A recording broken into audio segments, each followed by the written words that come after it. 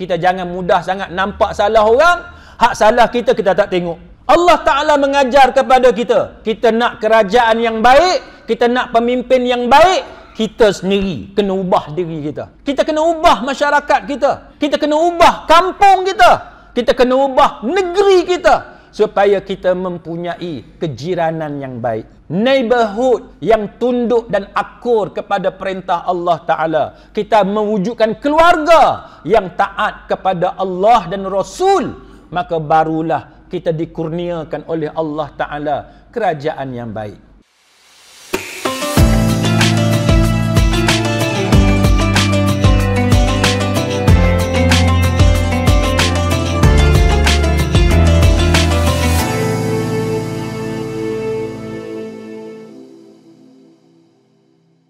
Kalaulah kita berada di sebuah negara yang zalim ataupun pemimpin dia jahat, kita buat benda hak kita mampu. Soal pemimpin tu jahat dan kita tak mampu nak ubah apa-apa, yang tu tak perlu kita ambil tahu sebab di luar daripada kemampuan kita. Maka apa yang kita boleh buat, tuan-tuan? Antaranya ialah yang disebut oleh para ulama, ialah apa yang kita dapat daripada pemimpin itu sebenarnya dia adalah refleksi, dia adalah cermin, dia adalah apa yang datang daripada kita sendiri.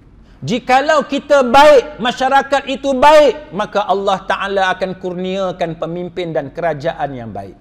Jikalau rakyat tu jahat, maka Allah Ta'ala takdirkan mereka akan mendapat kerajaan yang zalim. Antara yang disebut oleh Allah Ta'ala dalam surah Al-An'am ayat 129. A'udzu billahi minasyaitonir rajim. Wa kadzalika nuwalli ba'dadh zalimina ba'dhan bima kanu yaksibun. Demikianlah kami jadikan sebahagian orang zalim sebagai pemimpin bagi orang zalim yang lain disebabkan oleh perbuatan maksiat yang telah mereka lakukan. Siapa yang kata ni, tuan-tuan? Siapa yang kata? Kalau orang tu zalim, dia akan dapat kerajaan yang zalim, pemimpin yang zalim. Siapa yang kata? Wahyu yang kata. Allah Subhanahu wa Ta'ala yang bagi tahu kepada kita bahawa sebahagian orang yang zalim menjadi pemimpin bagi orang zalim yang lain dengan sebab dosa yang mereka buat, dengan sebab kemungkaran yang mereka lakukan. Ini yang disebut oleh Allah Subhanahu wa Ta'ala. Kita jangan mudah sangat nampak salah orang. Hak salah kita, kita tak tengok. Allah Ta'ala mengajar kepada kita. Kita nak kerajaan yang baik, kita nak pemimpin yang baik, kita sendiri kena ubah diri kita. Kita kena ubah masyarakat kita. Kita kena ubah kampung kita. Kita kena ubah negeri kita.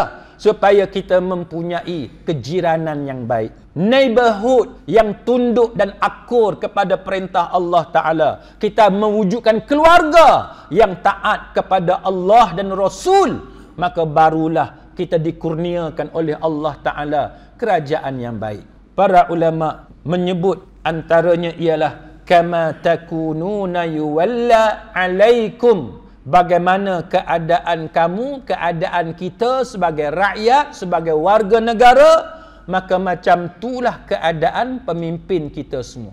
Pasal apa, tuan-tuan? Pemimpin ni dia naik, kita yang naikkan dia. Kita yang undi dia. Kita yang pilih dia. Maka kita pilih, tuan-tuan, berdasarkan selera kita. Betul tak? Kalau orang tu suka apa dia, maka dia akan pilih orang sebagaimana yang dia suka. Macam kita pilih pasangan. Kita pilih suami, kita pilih isteri. Macam tu. Kalau hak jenis suka menyanyi, tuan-tuan, hak jenis suka menyanyi, dia pilih suami dia pilih isteri dia, geng-geng TikTok. Betul tak? Dan geng suka TikTok, dia kenal dekat TikTok lah. Kalau geng hak suka motor, dia jumpa bini dia, jumpa laki dia dekat mana? Masa sama-sama naik motor. Orang yang baik, kaki masjid, suka semayang, suka mengaji, dia jumpa suami dia kat mana? Jumpa isteri dia dekat mana? Masa dalam perjalanan nak pergi masjid, nak pergi mengaji, dalam masjid, dalam kursus. Pasal apa? Sebab kita memilih berdasarkan selera masing-masing. Berdasarkan kecenderungan, inclination kita. Kita cenderung ke arah mana? Maka macam itulah pemimpin. Kita naikkan sesiapa jadi ketua dalam parti politik. Naikkan menteri dan sebagainya. Berdasarkan selera kita. Maka kalau selera kita berdasarkan Quran dan hadis, maka yang akan naik juga berdasarkan Quran dan hadis. Tapi kalau selera kita bertentangan dengan Allah dan Rasul, maka yang naik akan bertentangan dengan Allah dan Rasul. Ini yang diperingatkan oleh para ulama. Sama dengan satu orang, tuan-tuan, zaman Ali bin Abi Talib, ada puak Khawarij. Satu orang ni, dia daripada puak Khawarij. Dia berjumpa dengan Ali bin Abi Talib. Dia tanya dekat Ali, "Ya wahai Ali," dia kata, "kenapa pada zaman kamu memerintah, kamu jadi khalifah, banyak ditentang oleh manusia? Banyak orang menentang, mengkritik kamu. Sedangkan ini tidak berlaku pada zaman Abu Bakar Siddiq dan pada zaman Umar Khattab." Orang ni tanya dekat Ali. Zaman Abu Bakar tak ada pun macam ni. Zaman Umar tak ada pun macam ni. Maka jawab Ali radhiyallahu anhu. Apa kata dia? Dia kata kerana pada zaman Abu Bakar dan Umar, yang menjadi rakyat adalah orang seperti aku. Dia kata. Ali kata pasal apa? Zaman Abu Bakar dengan Umar. Pasal apa? Elok. Pasal rakyat dia hak macam aku ni. Sedangkan rakyat hak jadi rakyat pada zaman aku jadi khalifah, zaman aku memerintah, orang hak macam kamu yang seperti kamu ni, yang suka kritik, yang suka lawan, yang suka menentang. Itu yang disebut oleh Sayyidina Ali bin Abi Talib radhiyallahu anhu.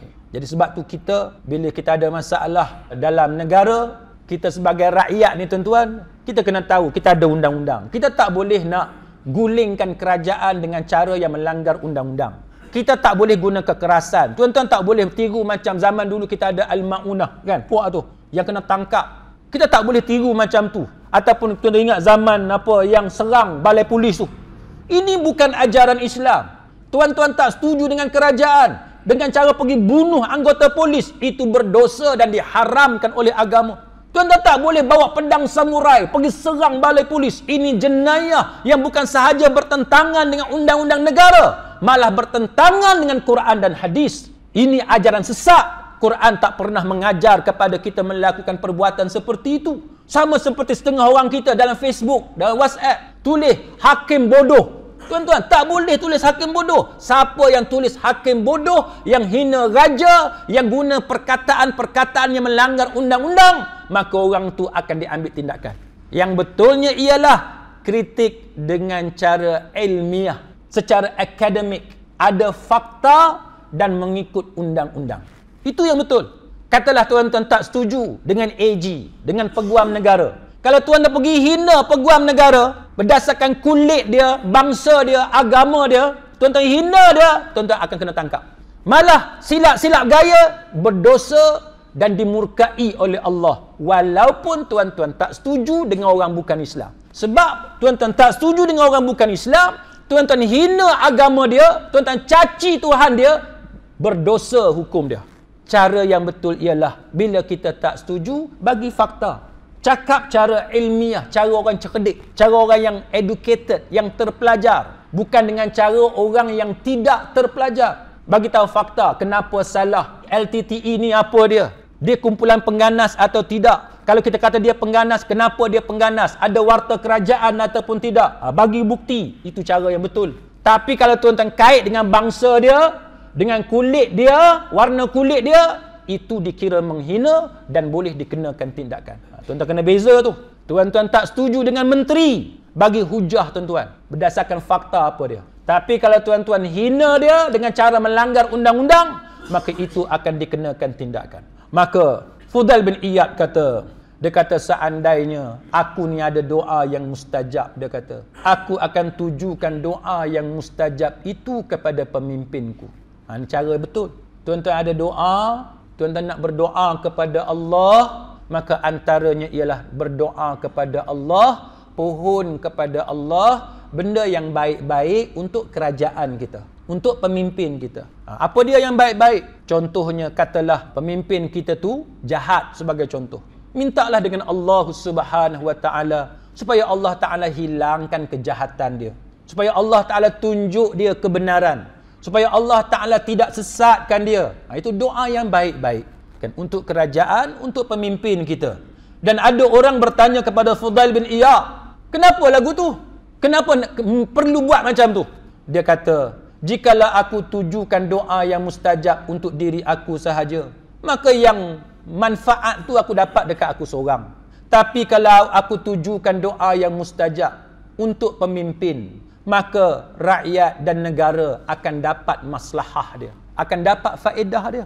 Sebab tu kita doa ni tuan-tuan, kita doa untuk semua. Selain pada kita doa untuk diri kita, kan, Allahumma ghfirli wali walidayya dan sebagainya, kan. Lepas tu kita sebut walisairil muslimina wal muslimat wal mu'minina wal mu'minatil ahya'i minhum wal amwat. Itu antara contoh doa. Kita doa untuk semua orang Islam, sama ada lelaki atau perempuan yang masih hidup ataupun yang telah mati.